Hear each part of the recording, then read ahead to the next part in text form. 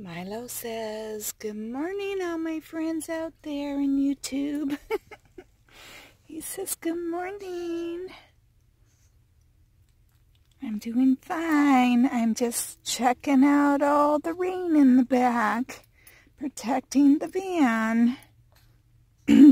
He's doing pretty good. Little update on him. He's stable.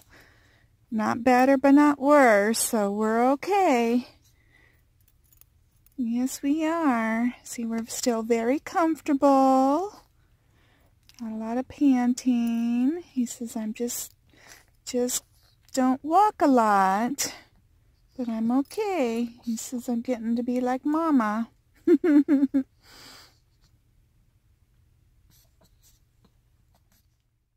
Good morning, my friends. I want to give you all an update. I think, yeah, I haven't really released anything new in a while since my wet mattress. So I'll go over some of the things that I'm doing to help with that situation. And yeah, let's just have a little chat, a quick chat this morning. But I'm still very, very, very busy for about another day. This is probably my last, like, oh my gosh, busy, busy, busy time right now for me. All right, so let's go have a little chat this morning.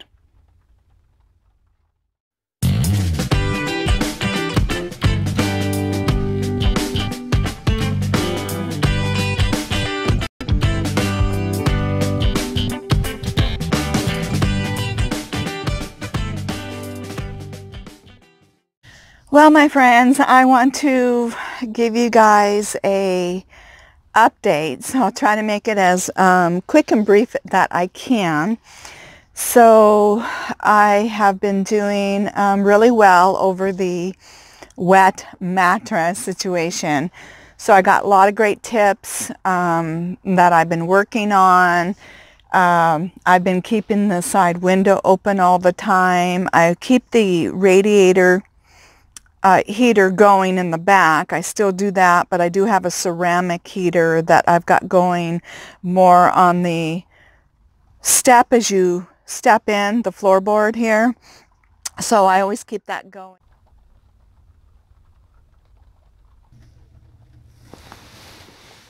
I always keep that going, so I keep lots of air flowing. I also have the roof max air fan on the outtake, and so the air is coming in from the windows, and I open this window up 2 at times, and then I open up a window in the back over by my bed, and then I keep the roof fan, like I said, going. So not just open, but the fan going, so the outtake. So there's lots of flow, and then with the ceramic heater having the air blowing, it really does stay warm in here. So I'm very comfortable even though I have windows open. So it really did make a difference by plugging that in. The only reason why I tried not to is because I don't sleep well with it on. I really don't. But I've been doing okay because it's been further towards the front instead of back by the bed area. I mean, maybe I need it more in that area because that's my problem area. But I think by leaving the window open in the back too, with more ventilation going, so far so good, no issues, but I'm on it. I'm looking at it all the time. But I also have to be able to sleep. I fight my body to sleep. So the last thing I need is more things interrupting my sleep, especially right now. This is a critical time in my life. So I wish I could share more, but there really is some things in my life that I really need to keep private. And so I've been sharing. There's been a personal business matter that I've been also in Oregon taking care of. And so it required a lot of paperwork and stuff like that, and research paperwork, stuff like that. So I've got it almost done. I'll be finishing it up today because my appointment is tomorrow.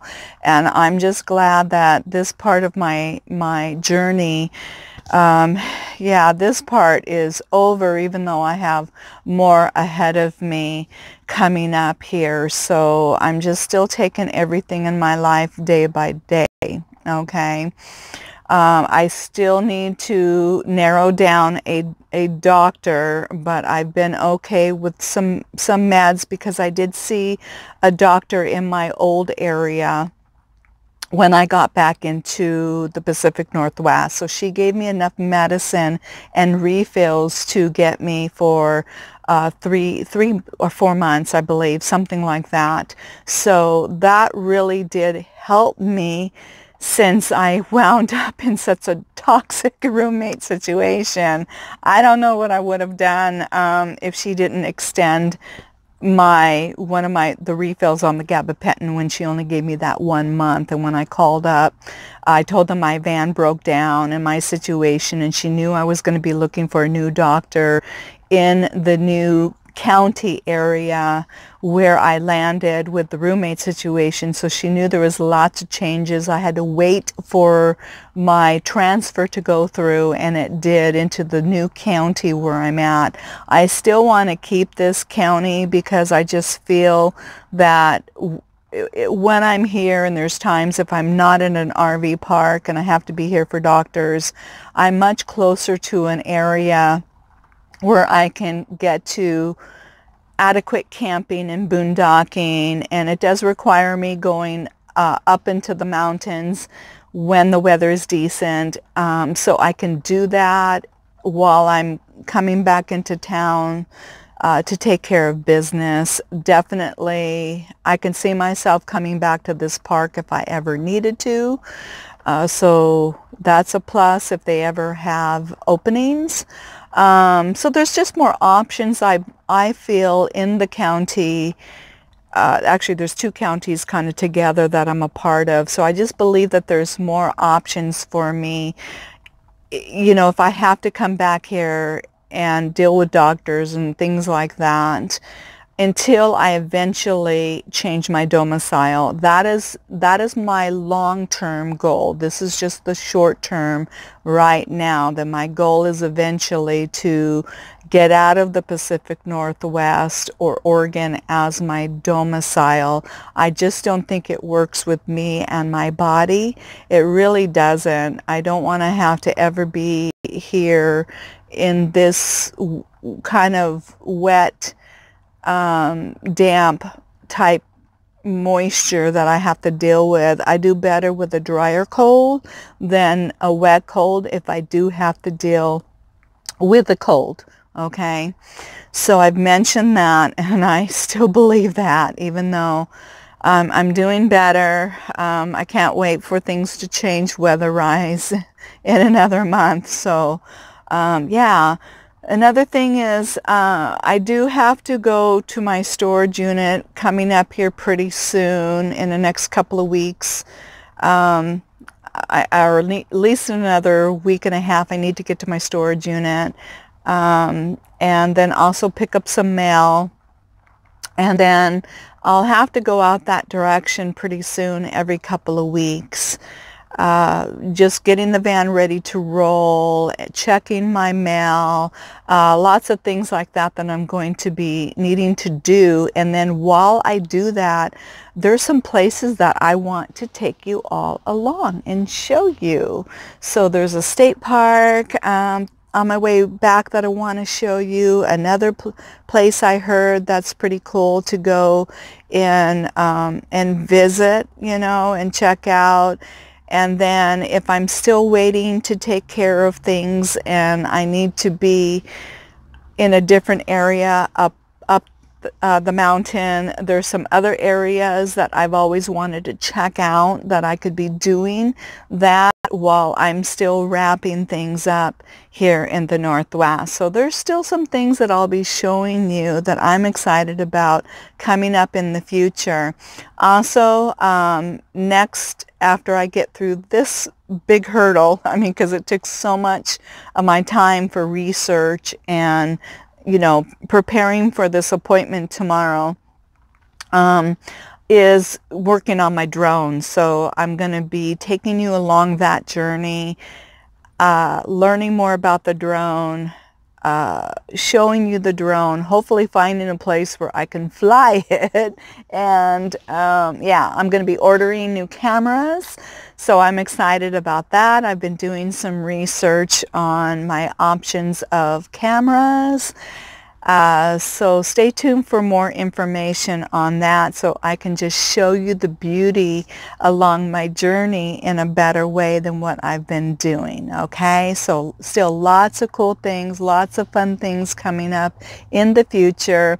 And then I am now stable again with my spine. I do want to share that. I probably in the future will stick to maybe one video a week when I get to traveling and showing the scenery.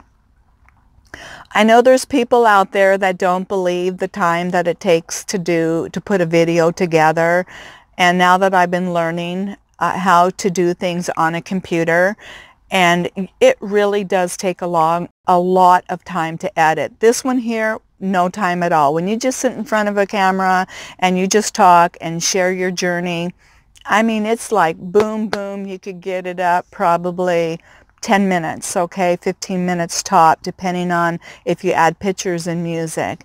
But when you go to a computer and you actually bring in things and you edit and you do transition, sometimes you have to take your voice out, and then you have to reset your voice or move a voice.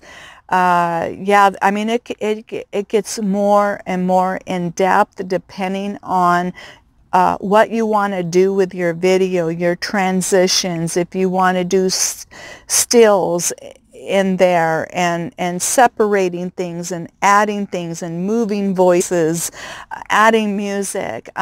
It really does take a long time. On an average scenery travel video that I've been doing with the ones coming out from Oregon, honestly, it takes me a good 2 days to pull a video out like that. You know, 1 to 2 days, but again, it just depends on how in depth I get putting, you know, these videos together. So it really does take time, where I hear so many people out there mocking people who say that it takes them 8 hours, or they spend 8 hours. Well, honestly, I spend more than that, you know.